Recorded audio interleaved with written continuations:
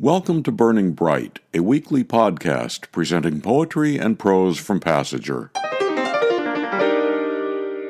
This is the time of year when, at least in Baltimore, when you go out to your car in the morning, instead of being covered in frost, it's covered in pollen.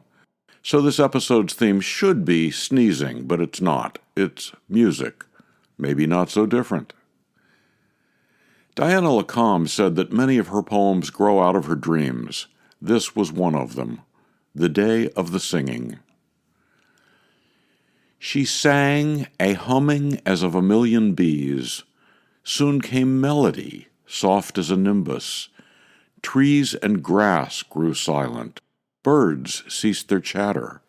She sang, her voice from a distant memory, spreading over the land like a cloud or a silken fog. People stopped in mid-sentence. Teachers put down their chalk, builders their hammers and drills. Travelers forgot where they were going. The marketplace was silent. People lined the sidewalks, listening. All was silent, except for the singing. She sang, and it grew louder, surrounding the towns. Songs they knew, songs they had forgotten. She sang, and it grew louder and louder still, like a howl. Like the hooves of wild horses, still she sang until walls began to crumble and collapse, and she fell down, down, softly, like a canyon wren. People then silently began to return to the rubble of shops, of houses, fields, factories, weapons, stones. On occasion, a few stop and say to each other, "Remember the singing?"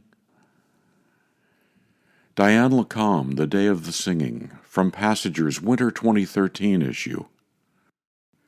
Next, Visiting a Far Place by Ruth Kempher, from Passager's 2016 Poetry Contest issue.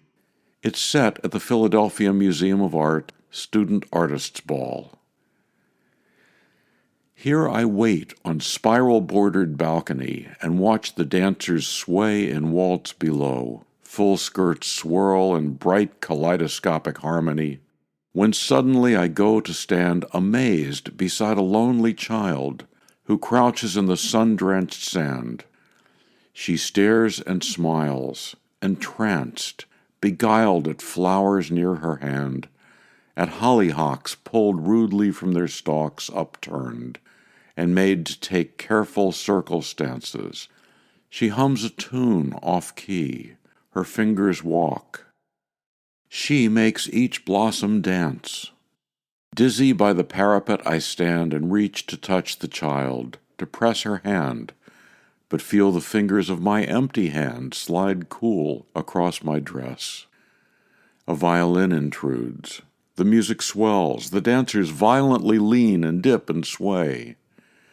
The child, the warm bright sand, the hollyhocky smells are gone away. Ruth Kempher's Visiting a Far Place.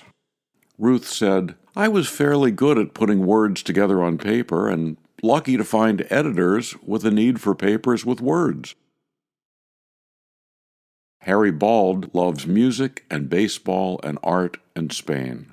Here's his poem about an accompanist, Sideman with Singer. Play half the piano twice as well. Melody is a blue bar you pass under, that limbo, the tau of your end. Follow her snap, but lead her pitch. Select, walk sometimes, watch her back for signs of breath you take together.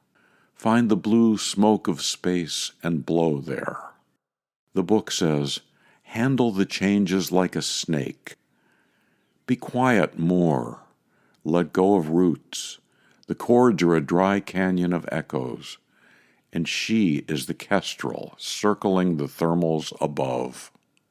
Below her, touch one petal of harmony, tremolo.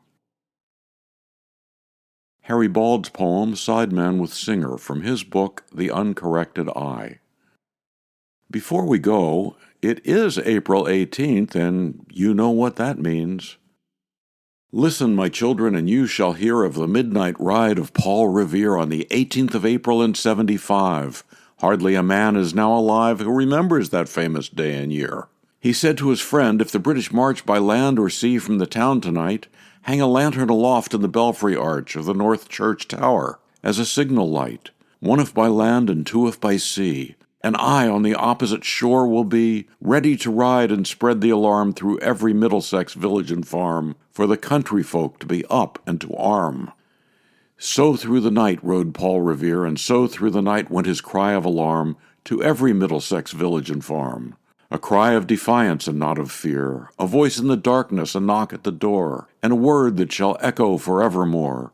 For borne on the night wind of the past, through all our history to the last, in the hour of darkness and peril and need, the people will waken and listen to hear the hurrying hoofbeats of that steed, and the midnight message of Paul Revere. That was the beginning and the end. If you want to know what happened in between, you'll need to read the rest of Henry Wadsworth Longfellow's poem on your own. To buy Harry Bauld's book, The Uncorrected Eye, or any of the issues featured on tonight's podcast, or to subscribe to or learn more about Passenger and its commitment to writers over 50, go to PassengerBooks.com. For Kendra, Mary, Christine, Roseanne, and the rest of the Passenger staff, I'm John Shore.